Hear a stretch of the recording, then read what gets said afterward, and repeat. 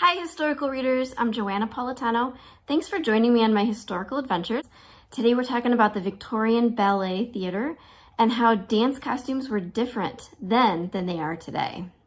So most ballet costumes of the time were about like this. They sit off the shoulder. They have long full skirts, but they're shorter to allow for some freedom of movement. Of course, this is what Victorians were wearing at the time. But that would hamper the movement of a dancer. So as dancers even do now, their costumes were a little bit less prohibitive than what you would see on the street. This, of course, set them apart socially from most of the rest of England. So they were not invited into socially acceptable events or fancy homes or things like that, unless they were, of course, part of the entertainment. One thing that really surprised me was dancers were responsible for making their own costumes. So after working for an entire day, usually started around 11 a.m. and went till 10, 11 o'clock at night, depending on the ballet company, ballerinas would sleep in, often get up at 5 in the morning if they had a day job, and go to that instead of sleeping in.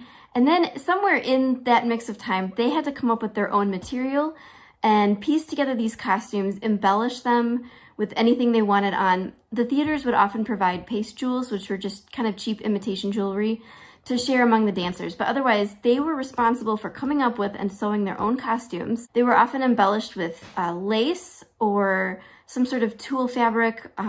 Silk flowers were very popular. And all of the dancers had to be very skilled in sewing on top of having to dance. So the time period of my novel, which is around the 1830s, there was a whole new shift in ballet dance costumes. We're coming from the classical style of gowns with really, really heavy skirts, bold colors, very cumbersome to dance in.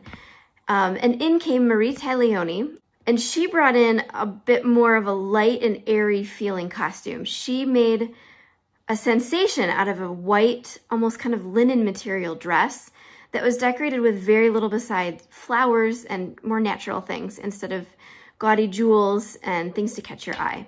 So whereas ballerinas of the past would appeal to the baser senses, she was appealing to a more spiritual side of an artistic side of things.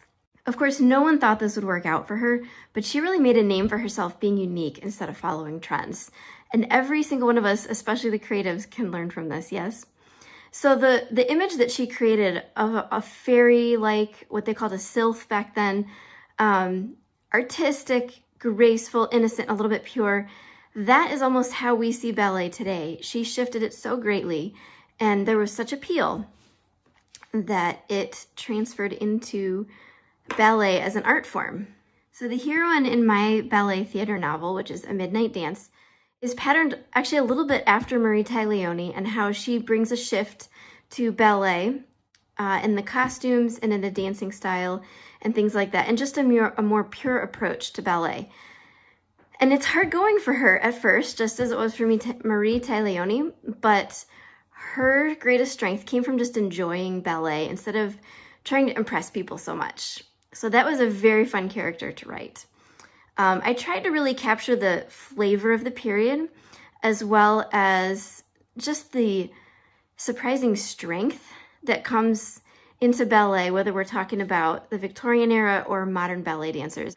Ballerinas work so hard, and I really wanted to capture a well-rounded view in my novel, as well as the surprising things I learned about the costumes and just how hard ballerinas had to work to come up with their own attire on top of all the training they did for dancing. So the main differences between then and now are, of course, the costumes becoming much more streamlined, allowing a dancer more freedom of movement, allowing the audience to be able to see and appreciate a lot more of her footwork. The costumes also changed the way women danced.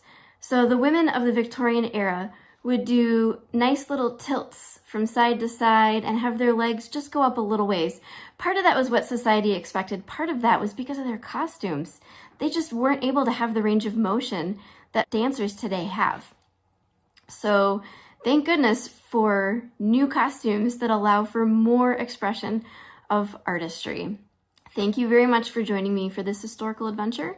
If you like the content of these videos, go ahead and click like or subscribe so that you can see when I upload new content. I will have several videos on the Victorian Ballet, and then as I move into other books, I will have my research on them as well.